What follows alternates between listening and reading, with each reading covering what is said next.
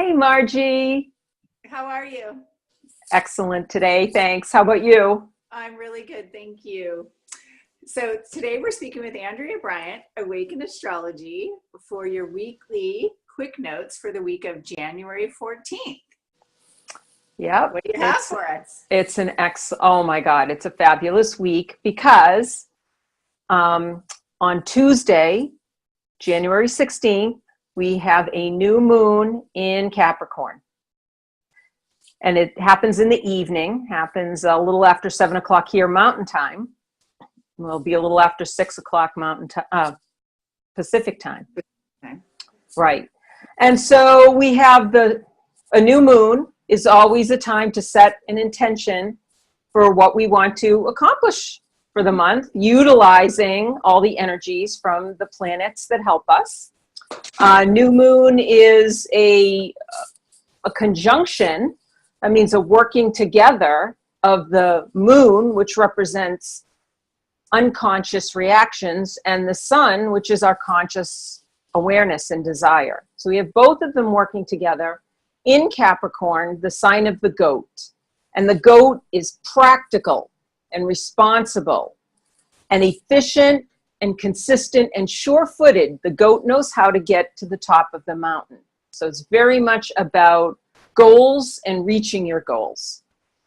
And I always find it interesting to read the Sabian symbols for the exact degree of the new moon. And in this case, Mark Edmund Jones says that it is a mountain pilgrimage is the image for this month. And he describes it as an ascending inner or spiritual consciousness in harmony with humanity's highest ideals and values. So this is very much a spiritual quest, setting a goal for spiritual alignment and orientation. Now, what's really fascinating this month is that we have two different triangles, okay, each representing a type of energy. One is very easy, and I think it represents the past. And we can definitely reach spiritual goals by using the techniques of the past. And what were those? When we look at this, we see Mars and Jupiter in Scorpio. That means going inward, finding out why we feel the way we do about wanting to go after a particular goal. And then asking the question, what do I hope to achieve inwardly from this external goal? And this is a valid way of reaching an objective. Of course, you have to align yourself to do all the right things. But as long as your feelings are in alignment for what you want to fulfill within yourself, it's perfectly valid to get there. I love that question. I love that question because as we align to that and we really ask ourselves, right? Mm-hmm. Is this really what I want and why? That's a spiritual question, isn't it? It is. Yeah. Heart. And with these new energies coming in and the old, that's very powerful and empowering for us as the individual and as the whole. Right. It's always important to know what your goals are externally and what you hope to achieve inwardly. And you may actually find they're not aligned and you shift, and that way when you reach your external goal, you feel terrific inside. Yeah.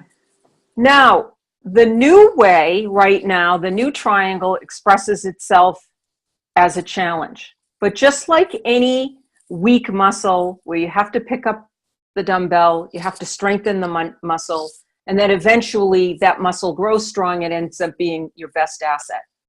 So the new triangle might be a little bit of a challenge, but it's the direction that we're heading, and it has to do with the planet Uranus. And Uranus is about a whole new innovation, a whole new way of doing things. New ideas, it's disruption to our old pattern, but it's breaking free of the old way. And it gives us a new reason, a new way of doing something. And in this case, it works in conjunction with Neptune and Pisces, and this is about idealism, love and idealism for all of humanity. It is exactly what Mark Edmund Jones is talking about in mankind's highest ideals and values, okay? So when we look at the innovation that's coming out right now, obviously there are still a lot of greed and people wanting to jump in on that. But the muscle we're going to build is innovation in which we create a win-win scenario for everybody. Super cool. Super cool. So I call it innovation for all the right reasons. That's you can read the full article on Basmati and get more info and more details. Andrea, I want to thank you with my whole heart for these weekly quick notes. It's truly a blessing and an honor, and it's like, for me, it's so fascinating because as we feel into it, you can actually feel these shifts through the week, and I pop in and remember things that we discussed, and it's like, oh yeah, that's what that is. So thank you. Thank you. I love talking with you about it, Margie. Thank you. All right, bye. You have a beautiful day. Thanks, you too.